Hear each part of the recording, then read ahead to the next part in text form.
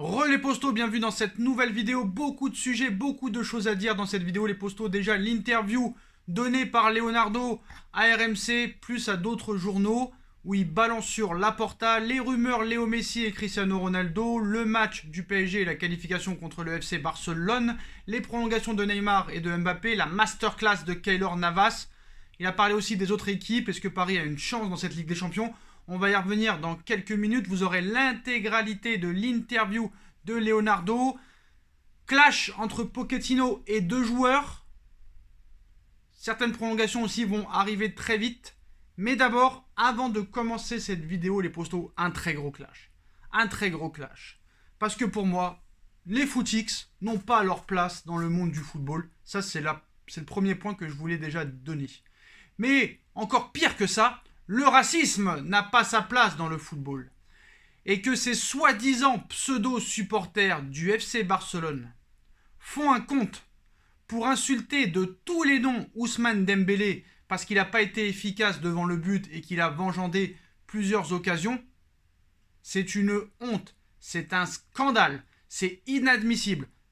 Alors que ces mecs-là, pseudo-supporters qui comprennent déjà rien au football, qui connaissent même pas les règles, et que maintenant que le FC Barcelone n'est plus sur le toit du monde, le toit de l'Europe, et est déjà éliminé des huitièmes de finale de la Ligue des Champions, vont aller supporter un autre club, que ce soit le Bayern de Munich, le Paris Saint-Germain ou Liverpool. Et c'est ça qui est honteux. Alors déjà, que les propres supporters du Barça insultent un joueur, ça peut se concevoir quand il a fait une mauvaise performance, mais de l'insulter sur sa couleur de peau, c'est une honte.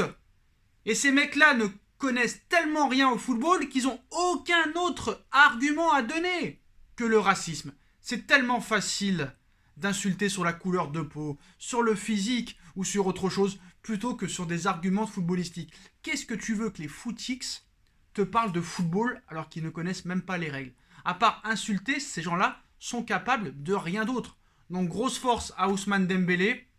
Surtout qu'en plus des insultes, ils ont dit « Ouais, t'es de la région parisienne, c'est normal, t'étais de leur côté, t'as fait exprès de rater des occasions. » Mais c'est honteux de penser comme ça. Où est votre culture footballistique ?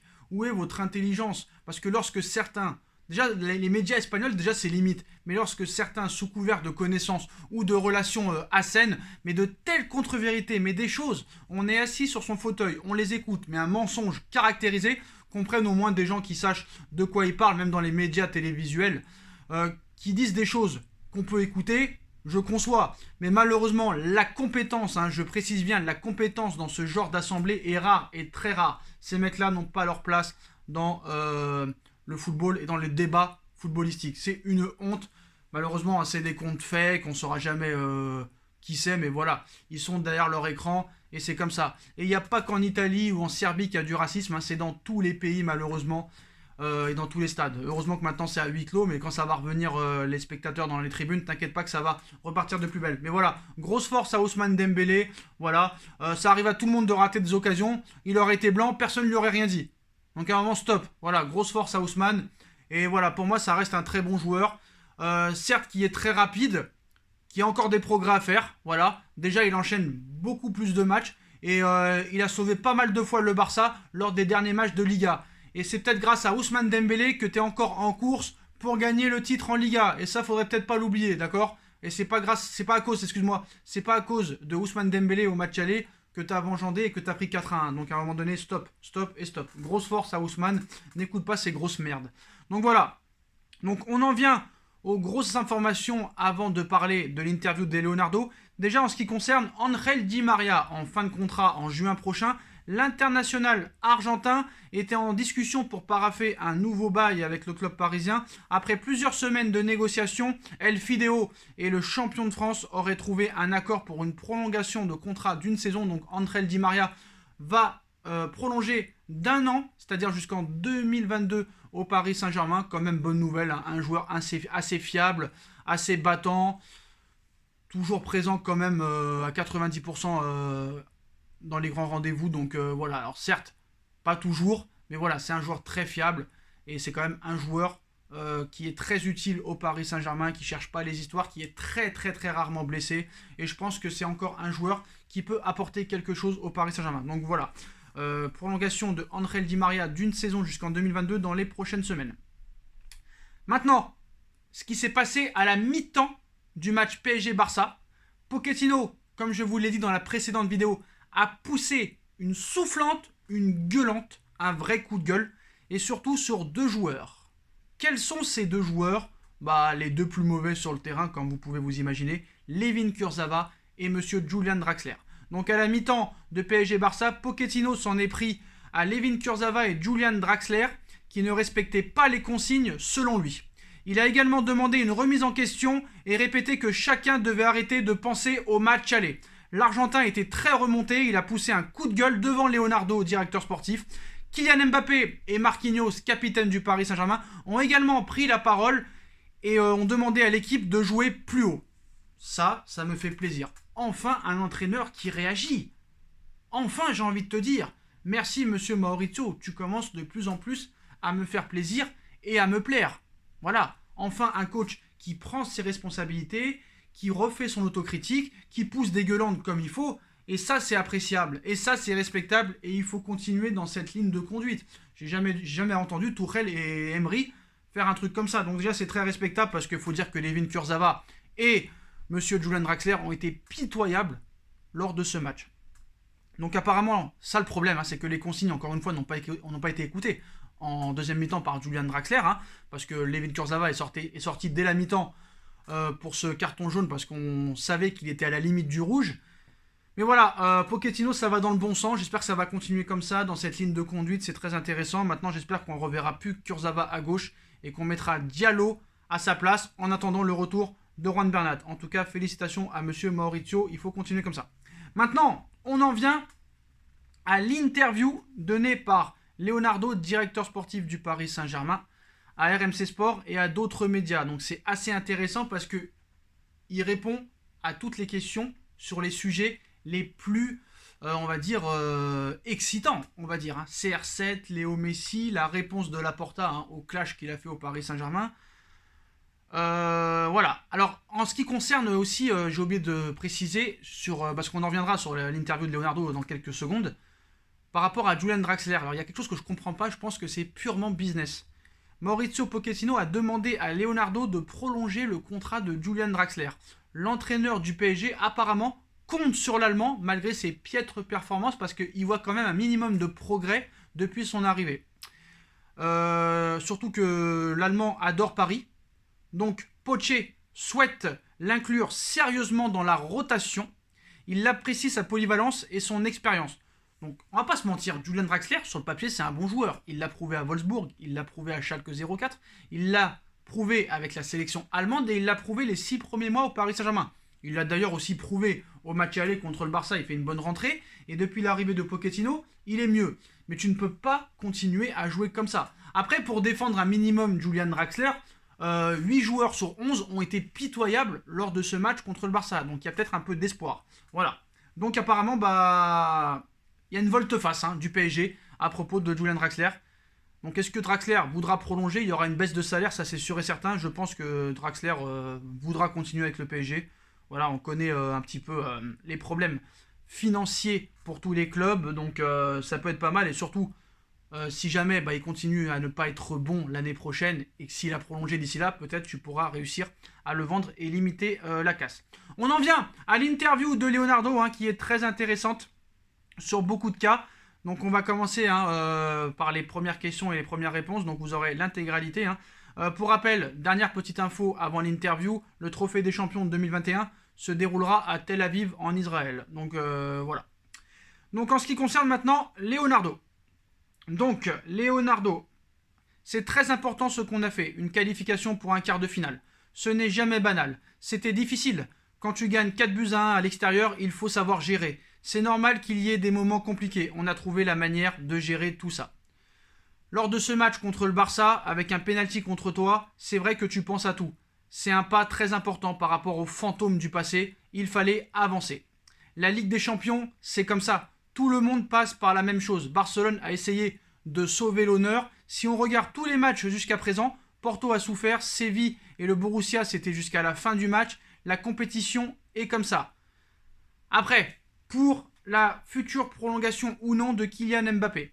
Êtes-vous inquiet pour Kylian Mbappé? Inquiet pour Mbappé, on va prendre des décisions au bon moment. Tout est clair, on parle, on va arriver au moment où chacun fera ce qu'il a envie de faire. Il a un contrat jusqu'en 2022, il lui reste 15 mois quand même. Il n'y a pas d'inquiétude à ce sujet. Sur la prestation XXL et exceptionnelle de Keylor Navas. Navas, on est content, on est vraiment content. Il a donné une stabilité au niveau psychologique, il a une manière de faire, il a une sérénité, il a de la qualité, il a été déterminant dans des moments clés, il a donné la force de revenir dans le match. Donc voilà, j'aurais quand même espéré un peu plus de considération et d'encensement et de compliments envers Keylor Navas. Alors est-ce que cette histoire, après le match aller contre le Borussia Dortmund, où soi-disant Leonardo et Navas auraient eu un gros clash, est toujours dans la tête de Léo?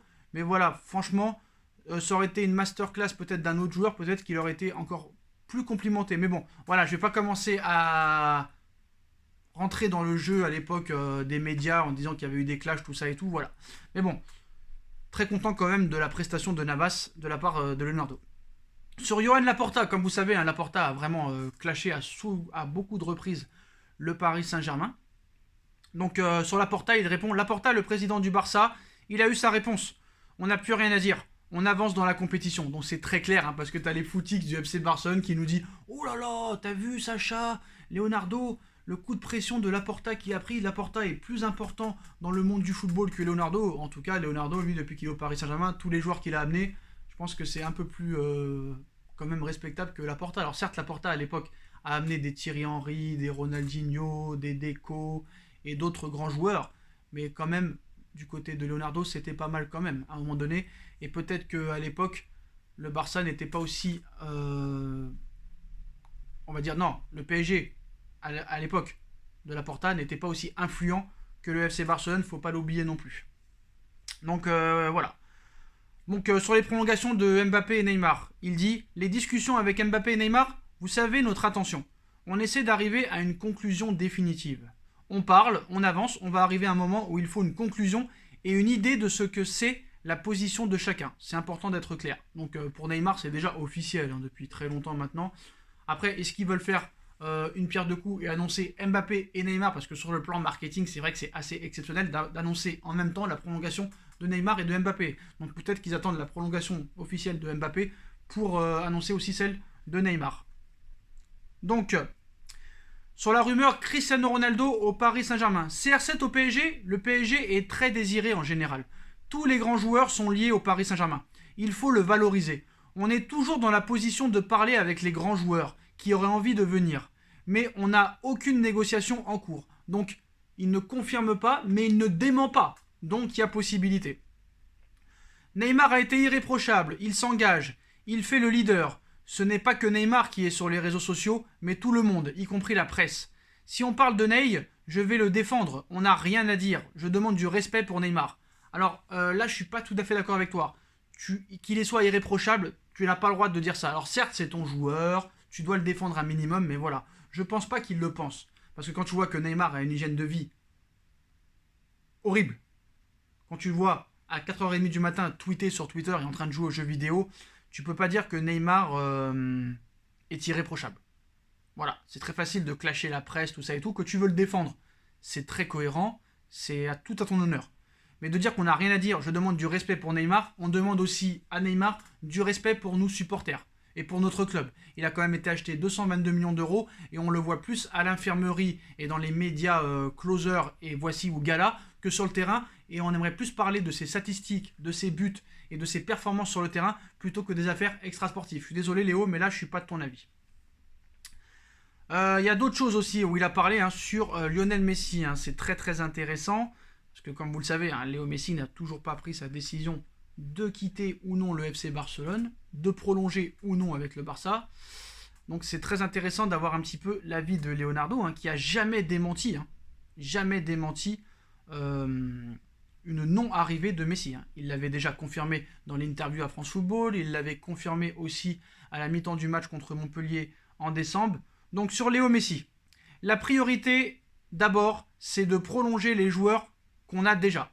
On est obligé de mesurer ce que sera cette saison au niveau financier. elle est influencée à cause de la pandémie. Donc encore une fois, il ne dément pas une possible et potentielle arrivée de Léo Messi au Paris Saint-Germain. Donc voilà les postos, hein, toute l'interview claire et efficace donnée par Leonardo à RMC Sport. Bah, il est dans son bon rôle, hein, il défend le club, c'est très très bien. Dans la communication, il est tout à fait exceptionnel et ça, on l'a toujours su. Il ne dément pas une possible arrivée de Léo Messi et de Cristiano Ronaldo. Il ne dément pas une future prolongation ou peut-être un départ de Mbappé. Voilà, Di Maria, vous le savez, va prolonger. Il y aura aussi sûrement les prolongations peut-être de Draxler et Bernat qui devraient arriver aussi vite, qui sont aussi en fin de contrat. Voilà, il a encensé Keylor Navas. Donc voilà les postos. Mais ce qui était intéressant de savoir, c'était aussi les prolongations de Mbappé et des autres joueurs, ainsi qu'une potentielle arrivée de Messi et de CR7. Donc rien n'est démenti, tout est encore possible d'après Leonardo. Donc voilà les postos. Vous avez toutes les informations à l'heure actuelle. Dites-moi ce que vous pensez du clash Kurzawa-Draxler, la réaction de Pochettino, les futures prolongations des joueurs ou non, la potentielle arrivée de CR7 et de Messi. Qu'est-ce que vous avez pensé clairement de l'interview donnée de Leonardo à RMC et surtout de ces faux supporters de merde qui ont insulté Ousmane Dembélé. Je trouve ça assez scandaleux, inadmissible et honteux. Force à Ousmane. Donc voilà les postos, comme d'habitude, si vous avez kiffé la vidéo, on like, on partage, on commente, on s'abonne, on active la petite cloche pour être tenu au courant des vidéos qui vont sortir. On me rejoint sur mes différents réseaux sociaux, surtout sur mon Instagram, comme vous le savez, SB Foot News. Vous aurez toutes les informations 24 sur 24, 7 jours sur 7 sur l'actualité du football, du Paris Saint-Germain, du mercato, des transferts, des interviews, des polémiques, des après-matchs, des avant-matchs, des compos. N'hésitez pas en masse à vous abonner. La cagnotte PayPal est toujours disponible en lien en description. La deuxième chaîne YouTube No Feeling. Voilà les postos. Rendez-vous bientôt pour une nouvelle vidéo. Tchuss!